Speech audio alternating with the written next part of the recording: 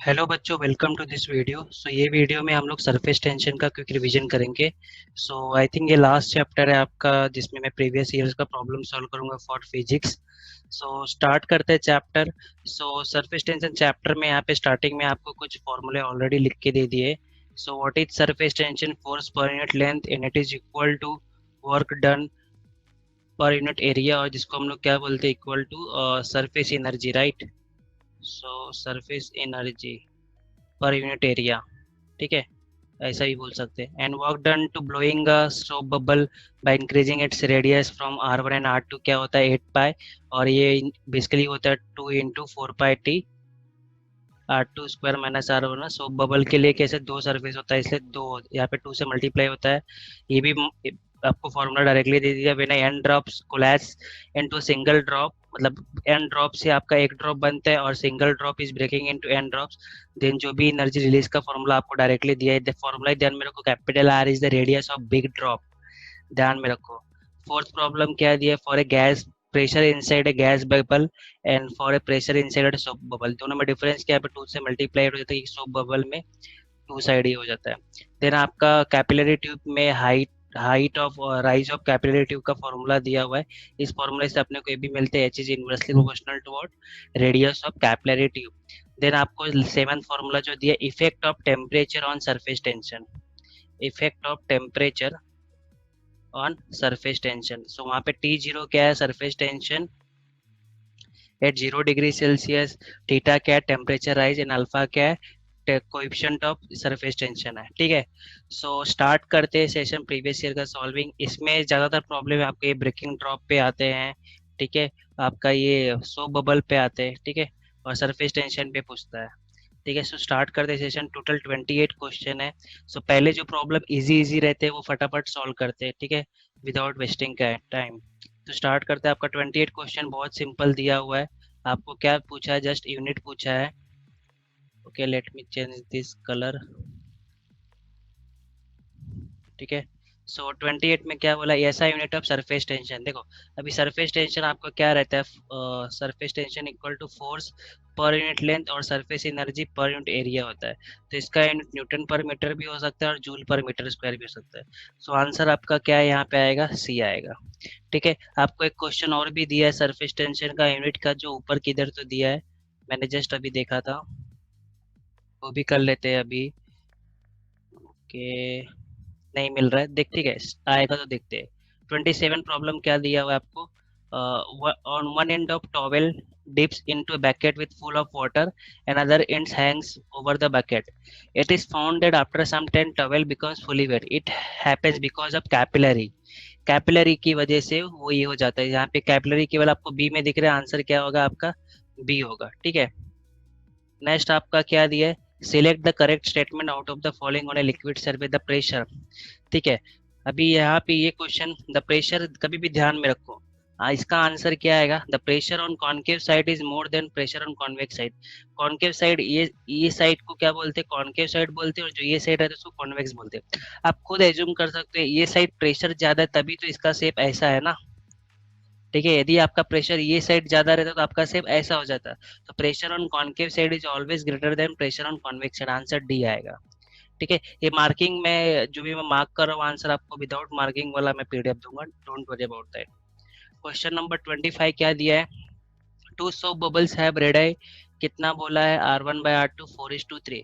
What is the work done to blow these bubbles, ठीक है। अब इस प्रॉब्लम में कैसे करोगे आप, आपका जो वर्क डन रहता है क्या रहता है, देखो सरफेस टेंशन क्या होता है, वर्क डन अपॉन एरिया, तो वर्क डन क्या होता है, change in area.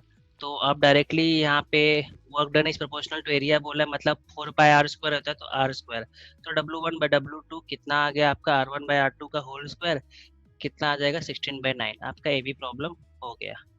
Next problem क्या दिया, 24 capillary tube is vertically immersed in water. Water rises up to a height of h1, ठीक है, when the whole arrangement is taken up to depth d, ठीक है, the water level rises into height h2, ठीक है, then the ratio of h1/h2, ठीक है। अभी जब h1 था तो आपका g क्या था, g, आपका जो ग्रेविटेशन एक्सेलरेशन g था, एट डेप्थ जो g है वो चेंज हो जाएगा।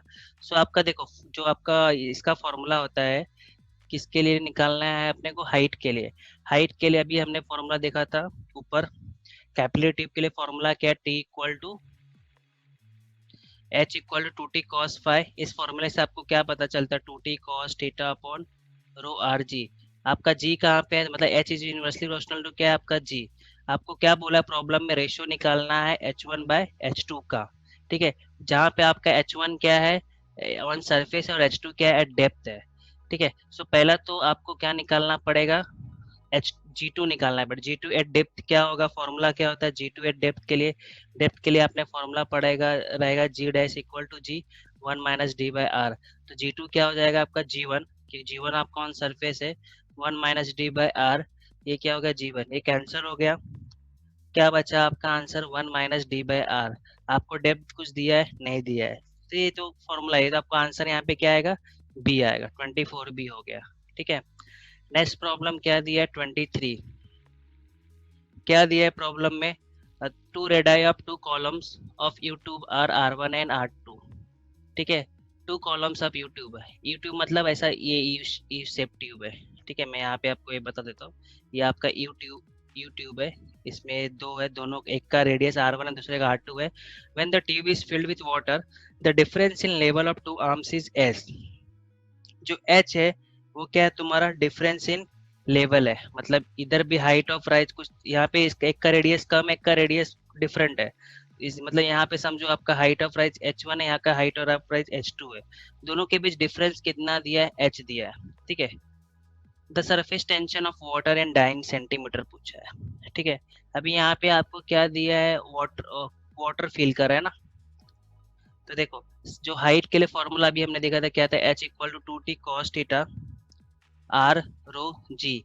वाटर रहता है देन आपका ये फॉर्मूले में क्या हो जाता है? थीटा क्या हो जाता है? जीरो हो जाता है यहाँ पे। ठीक है, तो ये फॉर्मूला आपका आर रो और आपका डेंस, हाँ डाइन सीजीएस, डाइन सेंटीमीटर में पूछ रहा है, मतलब सीजीएस में पूछ रहा है। तो आपका वाटर का जो डेंसिटी होता है सीजीएस में क्या होता है? 1 ग्राम पर सीएम क्यूब होता है। तो यहाँ पे आपका क्या बचा देखो, सो यहाँ पे आपका फॉर्मूले में cos थीटा ए वन हो जाएगा, तो टू टी बचा, ये रो आपका वन है तो आर जी बचा। सो आपको एच वन क्या आएगा? Two T. Surface tension of water दोनों के लिए सेम रहेगा, सिर्फ क्या डिफरेंट है आपका? रेडियस डिफरेंट है। टू टी आर टू जी, जी भी क्या रहेगा? सेम रहेगा। तो यहाँ पे आप H one minus H to करोगे तो दोनों में से क्या कॉमन निकल रहा है आपका? Two T by G. क्या बचा आपका? One by R one minus one by R two. ठीक है, अभी आपको H one minus H two क्या दिया? डिफरेंस क्या है दोनों के बीच में? एच। तो पूछा क्या आपका? Surface tension. इधर आप cross cross multiply R two minus R one R two आ गया। आपको देन सरफेस टेंशन क्या मिलेगा? H G R one R two और two R two minus R one क्या बॉटम में आ जाएगा। तो आंसर किधर है? जिधर आपका टू, आंसर आपका क्या आ रहा है यहाँ पे? ए आ रहा है। आंसर देख के लगता है कि अपने को प्रॉब्लम आएगा ना, बट प्रॉब्लम इजी दिया रहता है। ठीक है, प्रॉब्लम वही अटेम्प्ट कर सकता है जिसको ऐसा ये है कि हो जाएगा प्रॉब्लम। ठीक है, प्रॉब्लम देख के डर जाओगे तो नहीं हो पाएगा। 22 प्रॉब्लम में क्या लिखा है आपको? When a large bubble rises from bottom to water. देखो आपका ये देखा रहेगा, ये बॉटम ऑफ कोई वाटर है, ये आपका वाटर भरा हुआ है। आपका बबल जैसे जैसे ऊपर आ जाता है उसका साइज बढ़ते जाता है। क्यों? क्योंकि जो वाटर का जो प्रेशर है वो क्या होता जाता है? कम होते जाता है। Pressure is inversely proportional to volume. Pressure कम होगा तो वॉल्यूम क्या होगा? बढ़ेगा। तो वही बोला, when a large bubble rises from bottom of water takes to its surface, then its radius doubles. If the atmospheric pressure is equal to pressure of height h of certain water column, then the depth of lake will be पूछा है। ठीक है, सो देखो आपका क्या हो रहा है यहाँ पे? रेडियस डबल हो गया। ठीक है, सो यहाँ पे कैसे सॉल्व करोगे इसको? सो ये प्रॉब्लम में क्या दिया गया है देखो, यहाँ पे आपका बॉयल्स लॉ पता है, पी वन बी वन क्या होता है? P two V two. आपका प्रेशर एट बॉटम जो रहेगा वो क्या रहेगा? प्रेशर एट बॉटम मोस्टली आपका रहेगा, प्रेशर एट बॉटम क्या रहेगा? पी एटमॉस्फेयर प्लस ये आपका जो भी वाटर कॉलम है एच रो जी होता है। ठीक है, एच रो जी। तो मैं यहाँ पे ऐसा लिखता हूँ, जस्ट अ सेकेंड। ये आपने इसमें पढ़ा हुआ 11th में। सो प्रेशर एट बॉटम क्या है यहाँ पे P1 है, प्रेशर एट P2 क्या हो जाएगा आपका एटमॉस्फेरिक प्रेशर हो जाएगा, क्योंकि वाटर आपका सरफेस पे आ गया तो ऊपर केवल एटमॉस्फेयर है ना।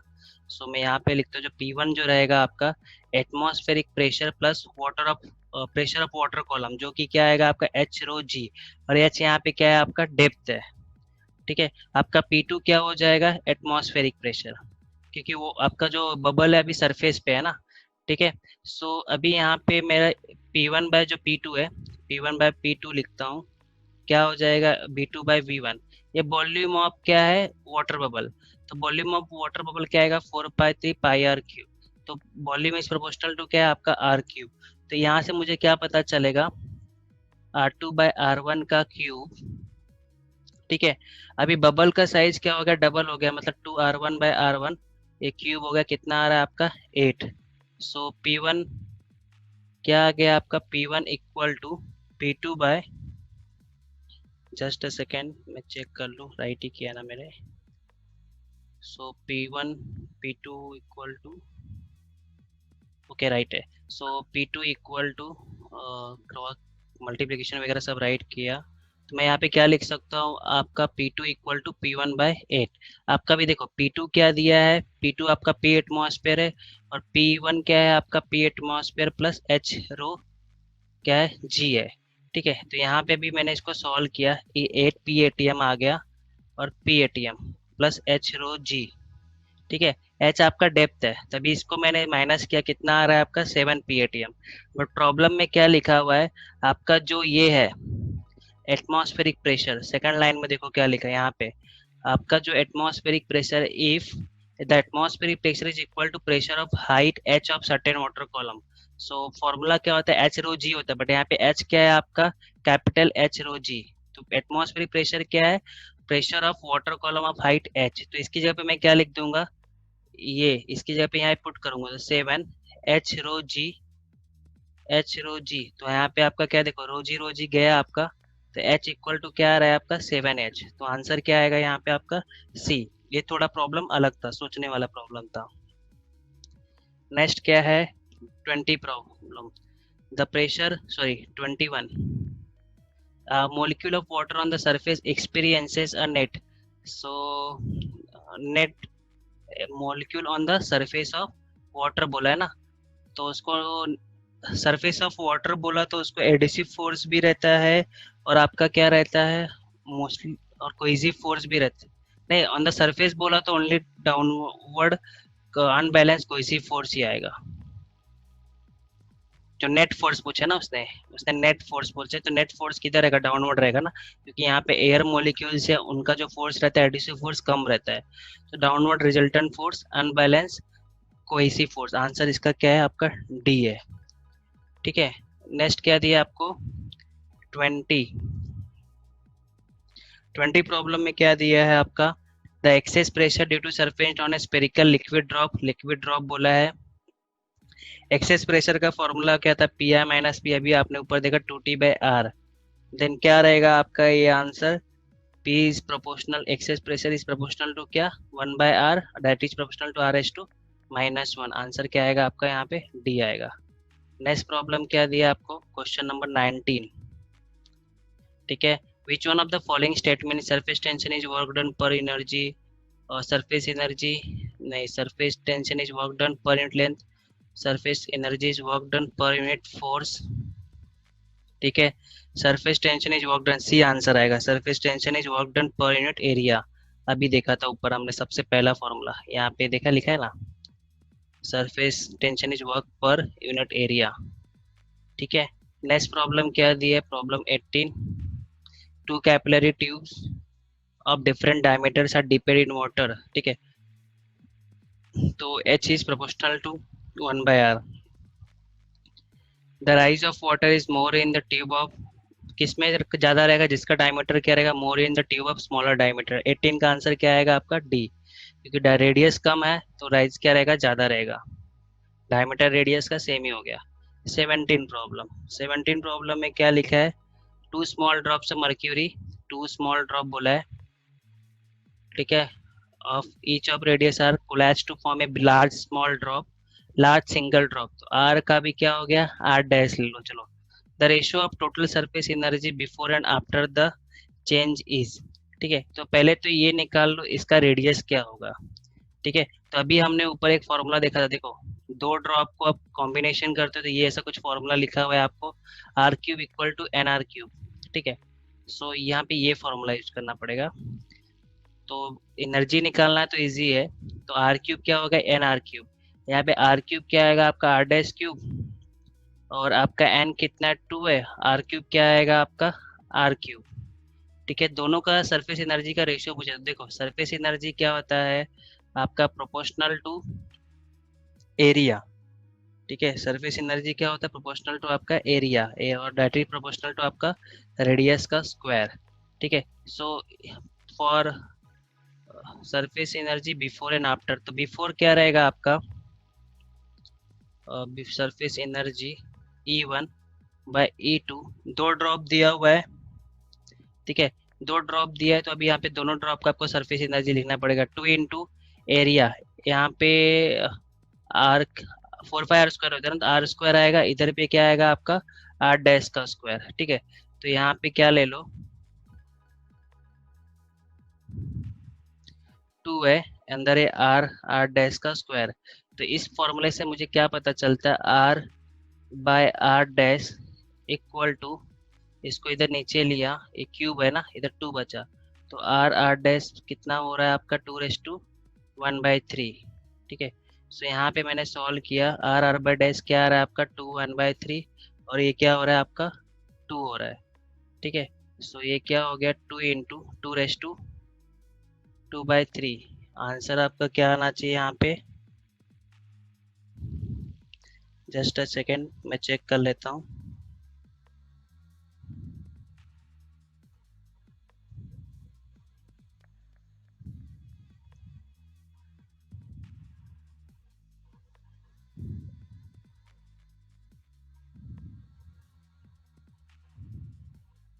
स्क्वायर किया,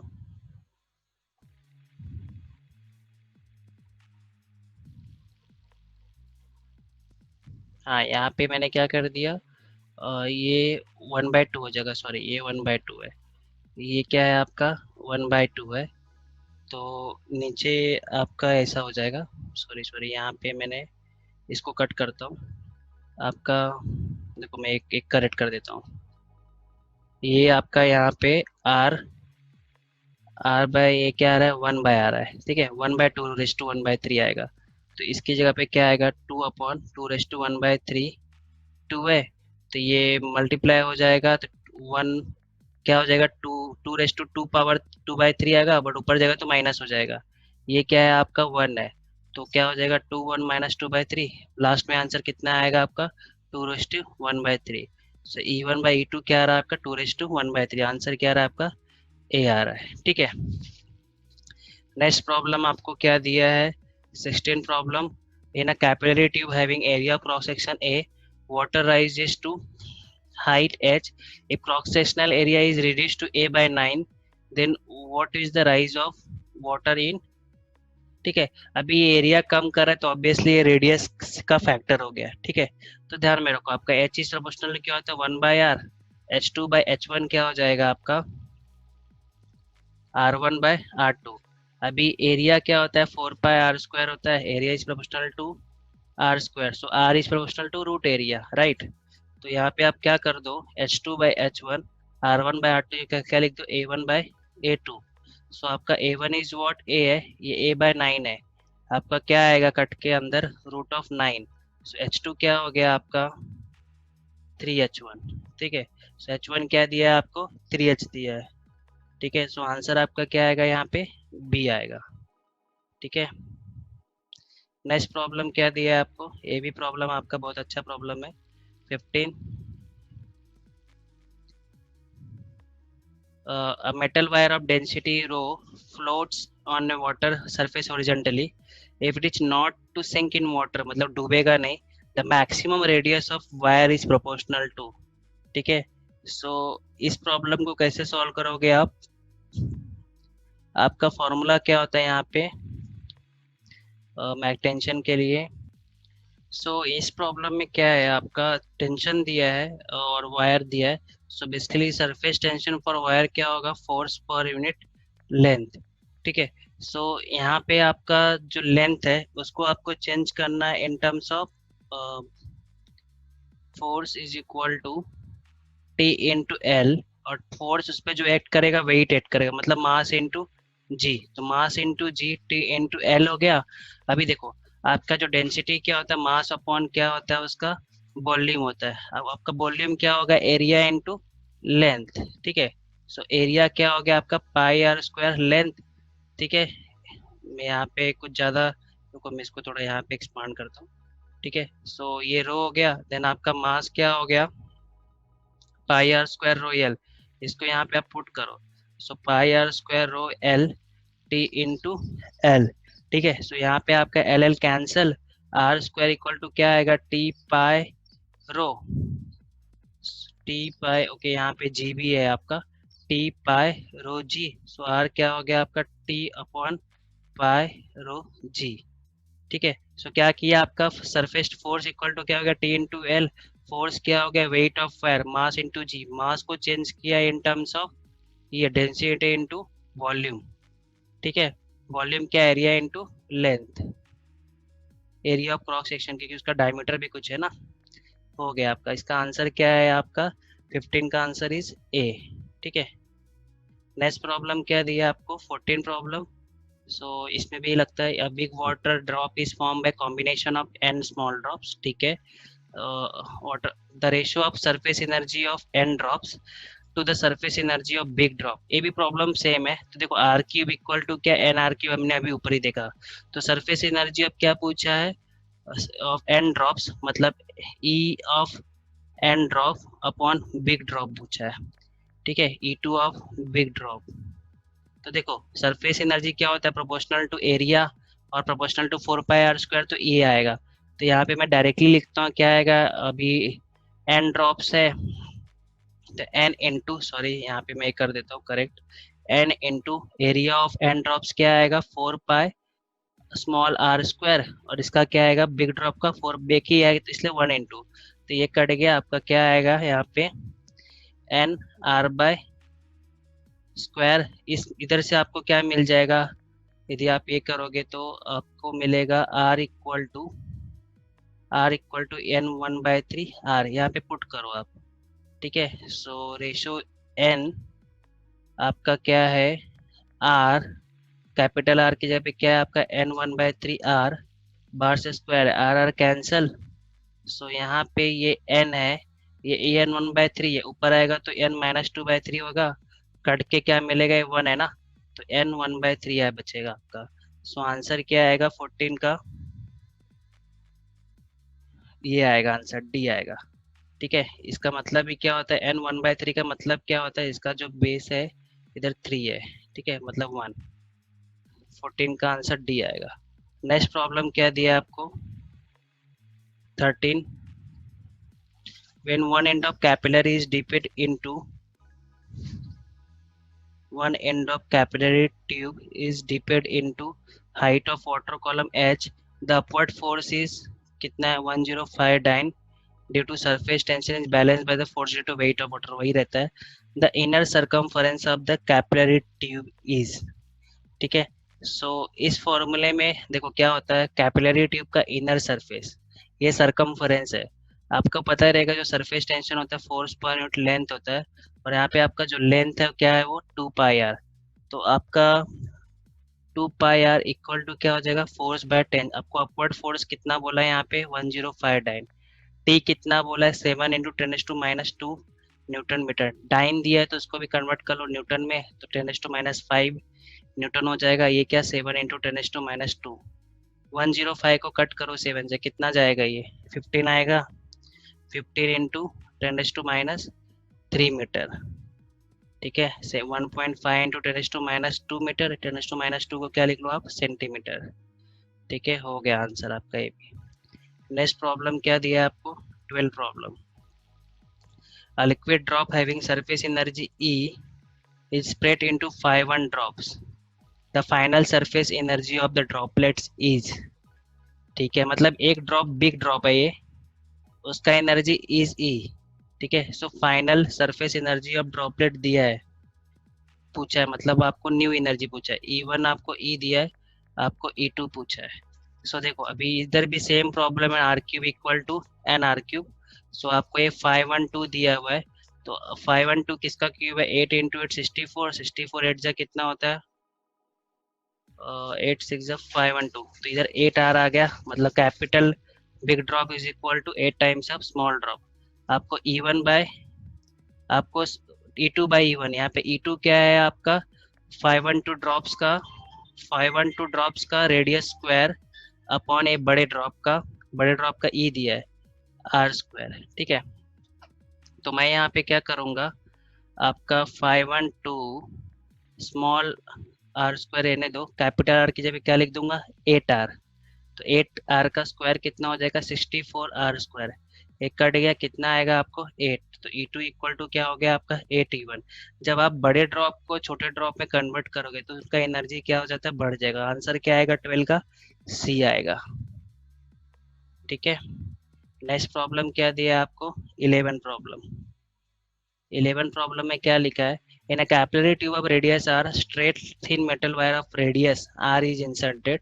ठीक है, इसको डाला जिसका रेडियस क्या है? आर है, और इसका रेडियस क्या है? Capital R. One end of combination is vertical in water such that lower end of combination at the same level, मतलब दोनों का जो लेवल है क्या? Same. The rise of water in the capillary tube is. ठीक है, देखो जो पहले जो फॉर्मूला होता था हाइट का 2t cos थीटा, क्या होता था आपका? रो जी आर होता था।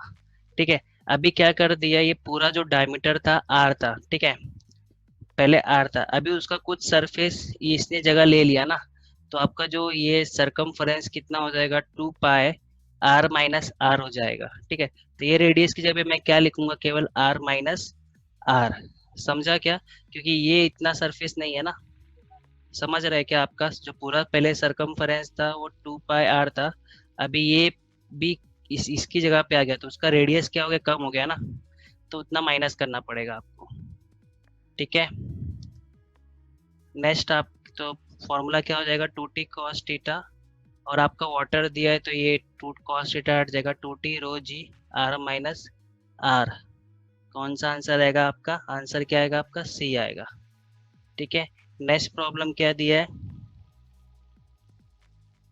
प्रॉब्लम 10। सो ये प्रॉब्लम में क्या दिया है? A large number of liquid drops of radius A, मतलब large number of liquid drops are must to have a single spherical drop of radius क्या? बी।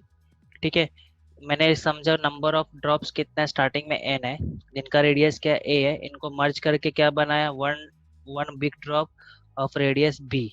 ठीक है, सो जब भी ड्रॉप को ब्रेक किया तो जो भी एनर्जी रिलीज हुआ is converted into kinetic energy of big drop.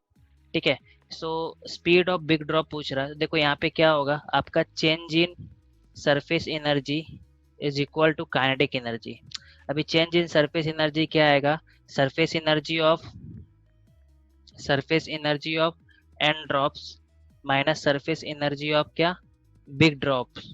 Okay, equal to क्या? Half M v square. Right, surface energy of N drops क्या आएगा आपका? एन इंटू एक ड्रॉप का एरिया क्या है? 4 पाई।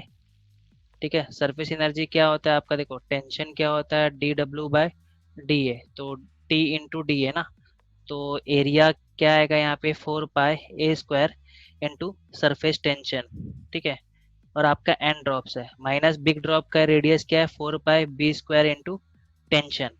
राइट, अभी आपका हाफ एम बी स्क्वायर, यहाँ पे एम क्या है आपका? मास है। अभी यहाँ पे कुछ आपका कुछ ठीक नहीं, तो आपका वी स्क्वायर इक्वल टू क्या हो जाएगा? ये टू, हाफ एम को इधर लाना है, क्योंकि अपने को वी निकालना है ना, तो यहाँ पे क्रॉस मल्टीप्लीकेशन होगा, क्या हो जाएगा इधर? 8 pi A square N T upon mass, minus इधर क्या होगा आपका? 8 pi v square T upon क्या? मास। ठीक है, अभी इस चीज में क्या है यहाँ पे? आपका जो मास ऑफ एन ड्रॉप्स रहेगा, अभी ये थोड़ा है, यहाँ पे क्या आएगा? मास ऑफ एन ड्रॉप्स, तो ये क्या होगा आपका? 4/3 मास क्या होता है, density into volume, 4/3 a³ into density into n, ठीक है, मास ऑफ एन ड्रॉप्स। और इसके लिए मास क्या आएगा आपका, ये कैसे, ये स्मॉल स्मॉल ड्रॉप के लिए था, और आपका बिग ड्रॉप के लिए मास क्या आएगा, 4/3 π b³ रो, ठीक है। ये इसमें पुट करो यहाँ पे, ये बिग ड्रॉप के लिए मास है और बिग ड्रॉप, ये स्मॉल ड्रॉप के लिए मास, यहाँ पे आपको क्या करना है, पुट करना है। सो v² इक्वल टू, मैं इसको थोड़ा यहाँ कर लेता हूँ। सो b² इक्वल टू यहाँ पे क्या आएगा इस ये फॉर्मूले में, 8π a² nt, इसका मास क्या दिया है, 4/4, ये आपको नोट्स में तो दिया है सॉल्व करके, मैं सिर्फ आपको समझाया मैंने यहाँ पे, तो मैं आपके लिए यहाँ पे सॉल्व भी कर देता हूँ। 4/3 π³ आप कट करोगे तो यहाँ पे क्या बचता है, इसके लिए देखो, ये πa² है, यहाँ पे एक, ये πa², πa³ यहाँ पे एक a बचेगा, ठीक है, और यहाँ पे रो भी बचेगा, ठीक है। एन कैंसिल हो जाएगा, ये 4 से कट जाएगा, t 3 ऊपर जाएगा, तो इधर बचता है आपका 60 a रो, माइनस इधर बचता है आपका 60 b रो, ठीक है।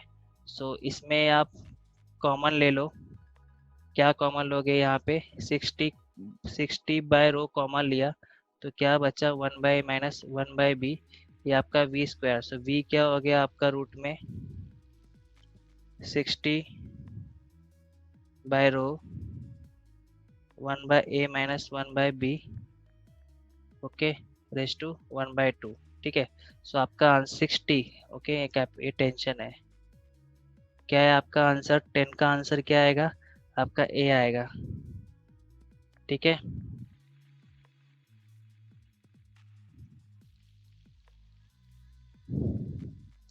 Question number 11, liquid rises to height, okay, the rise of, a problem आपका इजी है, ये हो जाएगा आपका। सो मैं इसको ये आपके लिए छोड़ता हूँ। नेक्स्ट प्रॉब्लम क्या है, क्वेश्चन नंबर 8, क्या बोलता है question number 8, a charge soap bubble of radius r in equilibrium having outside and inside pressure being equal, the charge on the drop is, ठीक है।